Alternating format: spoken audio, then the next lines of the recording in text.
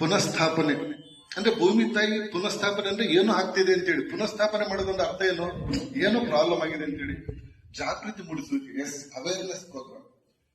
ಪೋಷಣೆ ಮತ್ತು ಸುಧಾರಣೆ. ಪೋಷಣೆ ಮಾಡೋದು, ಈಗ ನಾವು ಮಕ್ಕಳು ಪೋಷಣೆ ಮಾಡ್ತೀವಿ, ನಾವು ಭೂಮಿ ಪೋಷಣೆ ಮಾಡಿದ್ರೆ ಅದು ನಮ್ಗೆ ವಾಪಸ್ ಕೊಡುತ್ತೆ. ನಾವು ಬರೇ ಗೆದ್ಕೊಂಡಿದ್ರೆ ಒಬ್ಬ ಮನುಷ್ಯನ ಹತ್ರ ಅವ್ನು ಇನ್ನೊಂದ್ಸಲ ಹೆಲ್ಪ್ ಮಾಡ್ತಾನ, ನಾನು ಅವರಿಂದ ಏನಾದ್ರು ಬಯಸಿದ್ರೆ ನಾನು ಅವನಿಗೆ ಯಾವ ರೀತಿಯಿಂದ ಸಹ ಮಾಡ್ಬೇಕು. ಅದೇ ರೀತಿ ಭೂಮಿಗೆ ಪೋಷಣೆ ಮಾಡೋದು ಸುಧಾರಣೆಗಾಗಿ ಪ್ರಧಾನಮಂತ್ರಿಗಳ ಒಂದು ಕಾರ್ಯಕ್ರಮ ಇದೆ ಪ್ರಣಾಮ್. ಈ ಎಂಥ ವಿರೋಧಾಭಾಸ ಅಂದ್ರೆ ಇದನ್ನು ನಡೆಸ್ಕೊಟ್ಟಿದ್ದಾಗ ಯಾರು ಇವತ್ತು ಮದ್ರಾಸ್ ಫರ್ಟಿಲೈಸರ್ ಲಿಮಿಟೆಡ್ ಸಾವಿರಾರು ಕೋಟಿ ಅವ್ರ ಆದಾಯ ಬರ್ತಿರೋದು ಅದರಿಂದ ಯೂರಿಯಾದಿಂದ ಅಲ್ವಾ. ಬಟ್ ಅವರು ಹೇಳ್ತಾರೆ ಯೂರಿಯಾ ಬಳಕೆಯನ್ನ ಕಡಿಮೆ ಬಿಡಿ ಅಂತೇಳಿ. ನೀವೆಲ್ಲರೂ ಜಾಗೃತಿಗೊಳ್ಬೇಕು.